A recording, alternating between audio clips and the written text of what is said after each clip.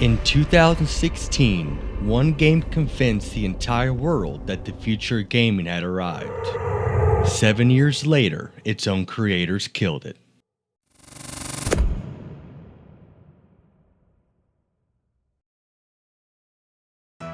In 2014, Blizzard did something they hadn't done in 17 years. They revealed a brand new franchise, and the crowd at BlizzCon lost their minds. Overwatch wasn't just another shooter.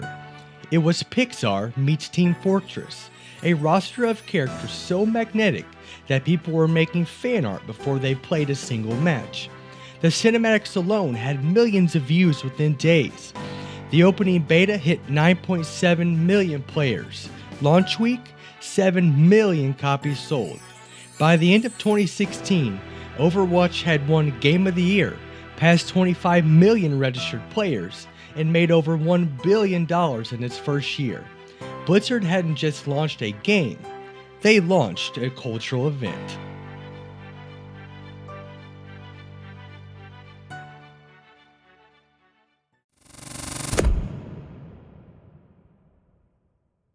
For 3 years, Overwatch was untouchable.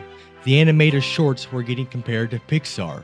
Dragons alone pulled over 100 million views. The fan community was producing art, cosplay, and content at the scale most franchises would kill for. Jeff Kaplan, the game director, became the face of the entire operation. His developer updates were appointment viewing. Players trusted him. The community trusted Blizzard. And then came the big bet.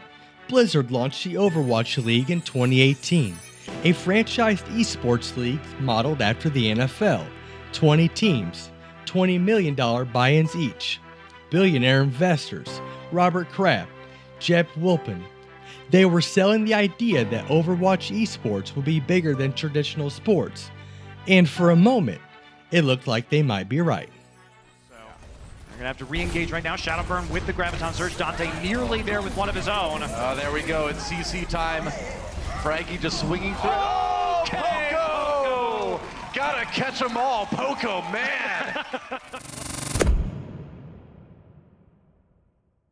But behind the scenes, the machine was breaking. The Overwatch League had been sold to investors as the next NFL, but viewership was falling. Sponsors were pulling out, and the content pipeline for the actual game is slow to a crawl. No new heroes, recycled events, the player base was starving. Then, in April 2021, the unthinkable happened. Jeff Kaplan, the heart and soul of Overwatch, quietly resigned. No fanfare, no explanation, just a short farewell letter. The community was stunned. If Jeff was gone, what was left? Just last month, in a podcast interview, Kaplan finally told the world what happened. He said he was called into the CFO's office and told that Overwatch had to hit a specific revenue target, and if it didn't, they would lay off 1,000 people and blame him personally. His exact words, he called it the biggest screw you moment of his entire career, and he walked out. But the damage didn't stop with Kaplan. In 2021, the state of California sued Activision Blizzard for widespread workplace misconduct. Sponsors fled, public trust collapsed, and the game that was supposed to save everything, Overwatch 2, kept getting delayed.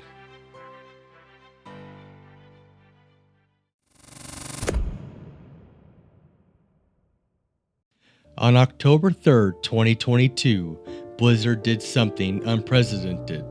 They shut down Overwatch. Not sunset it, not wind it down. They pulled the plug. If you paid $60 for this game in 2016, it was now gone. Unplayable. Erased. Players logged in one last time to stand in empty lobbies and watch the servers go dark. On the next day, Overwatch 2 launched in its place. Free to play, monetized to the ceiling, and missing most of the features Blizzard had promised. The loot box system that lets you earn cosmetics by playing, replaced by a store selling single skins for $20. The PvE story mode they'd hyped for 3 years, cancelled. The Overwatch League, dead by January 2024. 20 teams that paid $20 million each walked away with $6 million in exit payouts. And the final insult? In 2025, Blizzard quietly renamed Overwatch 2 back to just Overwatch, as if the sequel that killed the original never happened.